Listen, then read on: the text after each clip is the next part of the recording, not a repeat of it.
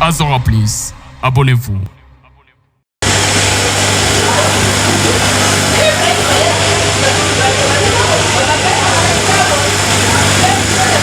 Bonjour mesdames et messieurs et bienvenue dans Azora Entrepreneuriat, une émission spécialement faite pour la promotion des jeunes entrepreneurs de la ville de Goma et d'ailleurs. Aujourd'hui, nous avons eu la chance de recevoir un monsieur talentueux et brillant qui entreprend en fabrication de chaussures. Restez scotchés, on se retrouve dans un instant. Azora Plus, abonnez-vous. Bonjour monsieur. Bonjour mademoiselle. Comment allez-vous? Je vais très bien par la grâce de Dieu. Pouvez-vous nous dire qui vous êtes? Ouais, merci beaucoup. Je suis monsieur Triomphe Kassereka, un jeune entrepreneur de la ville de Goma. Je suis le directeur de l'entreprise dénommée Maison Kamut Cuir, une entreprise qui œuvre dans la production et vente des chaussures, des sacs à main, des cartables, des sandales, ainsi que d'autres produits qui dérivent du cuir. Pouvez-vous nous parler brièvement de votre entreprise? Nous avons initié cette entreprise depuis le 29 novembre 2018, ici dans la ville de Goma. Nous avons comme mission de contribuer au développement industriel dans la République démocratique du Congo. Deuxièmement, c'était de diminuer le taux de chômage qui est dans la jeunesse et apprendre aussi aux jeunes à faire le métier afin qu'ils puissent être aussi indépendants et être aussi capables de résoudre leurs besoins personnels afin qu'ils puissent aussi s'autosuffire. Nous avons initié cette entreprise aussi dans l'objectif de promouvoir la marque congolaise afin que nos produits soient reconnus sur l'échelle nationale et internationale.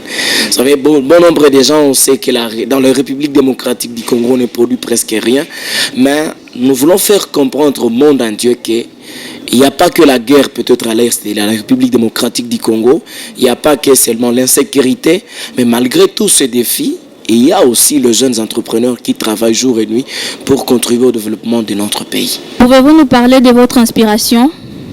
Mon inspiration dans ce métier, c'est une longue histoire un peu madame, mais je vais essayer un peu d'être bref.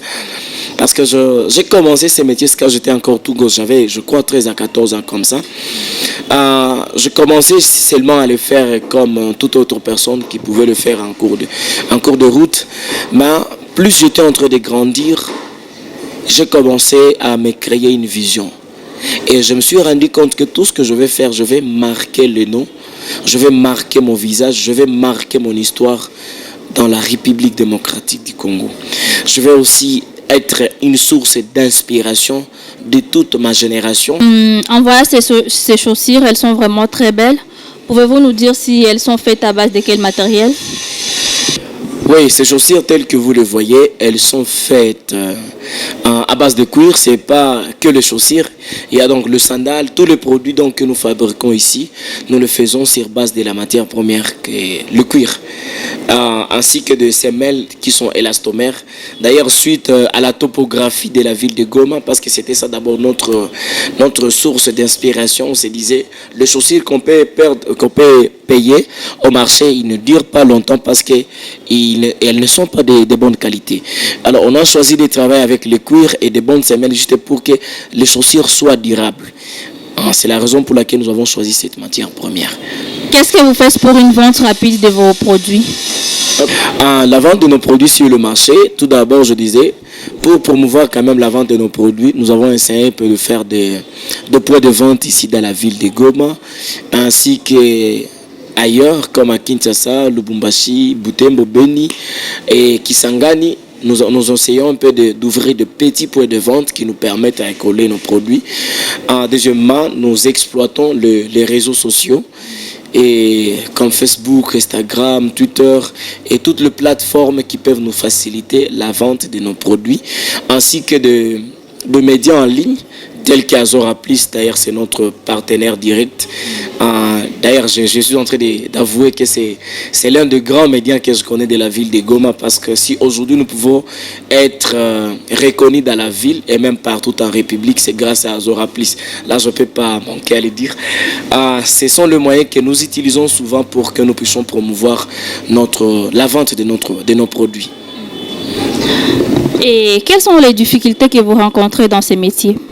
Quelles sont les difficultés que vous rencontrez dans ces métiers? Les difficultés que nous rencontrons, tout d'abord, la première difficulté qu'on rencontrait pendant qu'on était en train de commencer ces métiers, c'était d'abord la mauvaise conception de la cordonnerie dans la mentalité de la jeunesse, voire même de nos parents.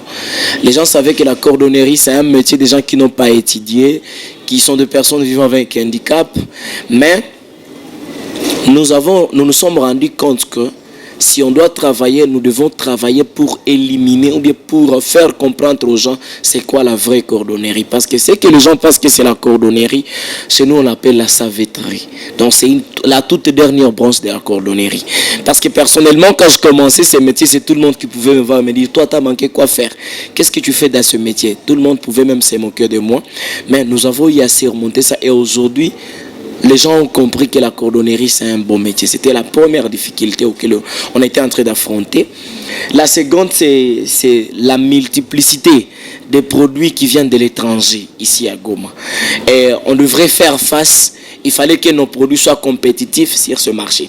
C'est la raison pour laquelle, quand nous avons vu la multitude de tous ces produits-là sur le marché, nous avons choisi bien de travailler sur la qualité et la durabilité de notre produit. Excusez, c'était la seconde difficulté. Troisièmement, c'est la matière première. Ici, chez nous, à Goma, voire même partout en République, il n'y a pas vraiment des entreprises qui vendent de matières premières. Donc, si on a besoin de produire une chaussure, on doit se déplacer pour aller chercher ailleurs afin de payer les machines, les équipements, ainsi que les matières premières, la colle. Donc, tout ce que nous utilisons ici, nous importons de l'extérieur.